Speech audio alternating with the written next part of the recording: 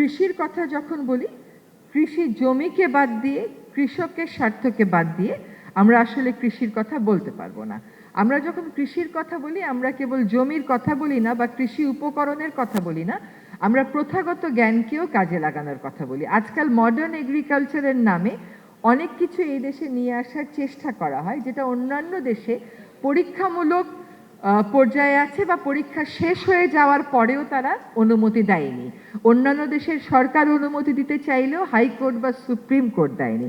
আমাদেরকে কিন্তু আমাদের কৃষিকে বাঁচাতে, আমাদের যে নিজস্ব বীজ আছে এগুলোকে বাঁচাতে আমাদের ওই ব্যাপারে সতর্ক থাকতে হবে যে আরও বেশি মুনাফা, আরও বেশি উৎপাদনের লোভে যেন আমরা অপরীক্ষিত এবং সম্পূর্ণ নিরাপদ হিসাবে সার্টিফিকেশন পাইনি এমন কিছু বাংলাদেশের ভূখণ্ডে প্রবেশ করতে না দেই।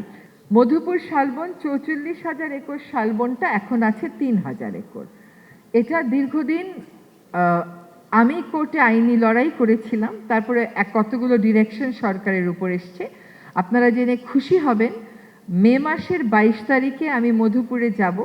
সেখানে ইউক্যালিপটাস গাছ 150 একর থেকে সরিয়ে 150 একরে শালবন লাগিয়ে দেওয়ার কাজটা শুরু করব। এবং মধুপুর শালবনের একটা ময়ূর ছিল, যেটা আগে প্রকৃতিতে ছিল, এখন ময়ূর খালি আপনারা জুতে আর সাফারি পার্কে দেখবেন। আমরা মোট 5টি প্রজাতি চিহ্নিত করেছি, যেগুলোকে আমরা ক্রমান্বয়ে প্রকৃতিতে ছাড়বো। যেমন ময়ূরকে মধুপুর বনে ছেড়ে দিয়ে এই কাজটা শুরু করব। এইটা আমরা 22 তারিখে শুরু করব, কিন্তু বললেই একটা প্রজাতি যেটা প্রকৃতিতে নেই, জুতে আছে, সেটা আপনি বনে ছাড়তে পারবেন না। তার একটা প্রোটোকল আপনাকে ফলো করতে হবে। আশা করি এই প্রোটোকল ফলো করে ডিসেম্বর মাসের মধ্যে আমরা বাংলাদেশের বন থেকে হারিয়ে গেছে কিন্তু জুতে আছে বা সাফারিতে আছে এমন 5টি প্রজাতি বনে আবার ফিরিয়ে দিতে সক্ষম হব। আর মধুপুরে আরেকটা কথা একটু বলি, মধুপুরের 44,000 বন আমরা আর ফেরত পাবো না, কিন্তু সর্বোচ্চটুকুন ফেরত পাওয়ার জন্য একটা কর্মপরিকল্পনা করতে বলেছি বন বিভাগকে। বন বিভাগ সেই কর্মপরিকল্পনা করে আমাকে দিয়েছে 10 বছরের।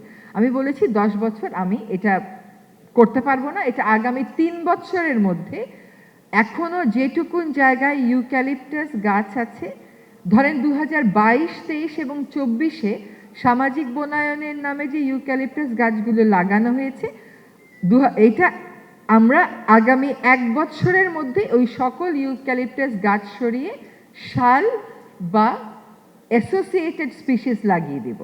স্পষ্ট করে বলতে চাই যে আপনারা হয়তো জুন মাসের মধ্যেই শালবন পুনরুদ্ধারের পুরো পরিকল্পনাটা পেয়ে যাবেন।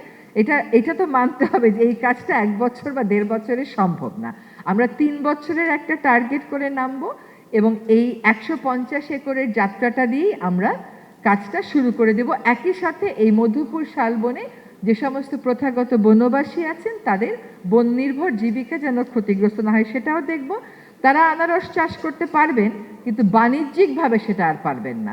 আর বাণিজ্যিকভাবে চাষ করে কিন্তু ঢাকায় বসবাসরত কয়েকটা ব্যবসায়ী, তারা গিয়ে ওই সরকারি বনের জমিতে চাষাবাদটা করে, সেটাও আমরা বন্ধ করে দেব।